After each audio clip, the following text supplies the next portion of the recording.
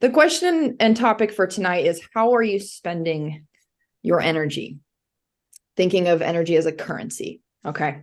We've all got roughly, let's say 12 hours in a day. Some people's days are longer, shorter. Let's just say 12 hours of energy per day. You get to decide what you spend it on, right? What you eat could be a part of what you spend it on. How you train, how you move, your activity. That's not just at the gym, right? That's how many steps you're getting. Are you getting outside? Are you stretching? Are you feeling tight and doing something about it? Or are you just getting tight and staying tight? And then third, who are you being? This includes your habits and really kind of how you handle life, right? How do you handle stress? How do you handle unforeseen circumstances? How do you handle your schedule, right? So these are three things you can spend energy on. Or we can spend it on all the billions of other things we have going on and ignore ourselves. All right. We all have 24 hours in a day. We all have certain waking hours. We all have lots on our plates. That's no joke. So the topic of tonight is, how are you spending that energy? You're going to spend all your energy each day. You wake up with a certain amount and you're going to go to bed with almost none of it left. But the order in which you spend that currency of energy determines a lot. It determines how you walk, how you feel, how much you get done, how well you get it done, the quality of those tasks, even how well you handle things that pop up, the unforeseen, which is daily, even the mood in which you get these things done, right? How do you want to be? How do you want to present yourselves? And then eventually your ability to take on more in the future. Are you slowly increasing your capacity every day by coming up with good systems, or are you just surviving every day, right? So how are you spending your energy? I kind of pulled out two options here. So the first option really is, are you making sure your mind and body can function optimally for everything that you have to do each and every day, right? As in filling up the gas tank by taking care of yourself. We kind of touched on this last week, right?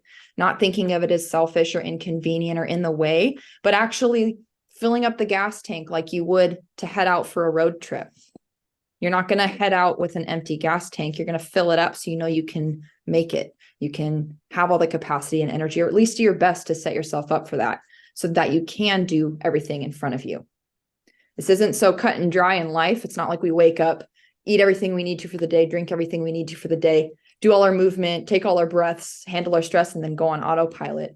Obviously, this is a bit more messy than filling up your gas tank, but that concept will be a little clearer as we get through this lesson, but it's really taking those moments.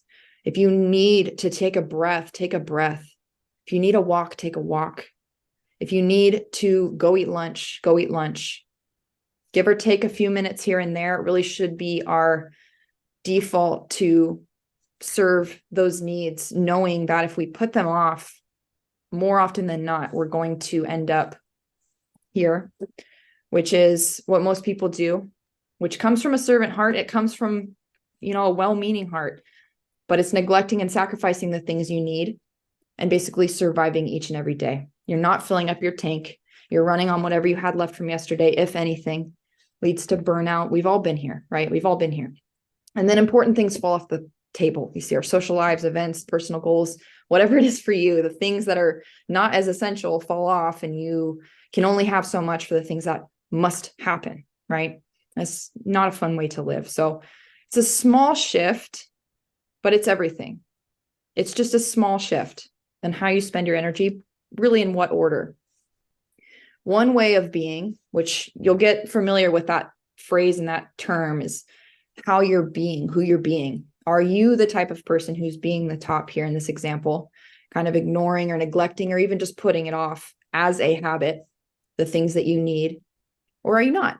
Because one has a time limit, one leads to burnout, one puts you down, one doesn't. One fuels itself. So the real question is, who do you want to be? For me, I wanted to share a little bit of personal, because this isn't how I always was. I know this because I've been through all the red side. It's gross. It sucks. It's horrible. I wouldn't wish it on anyone, right?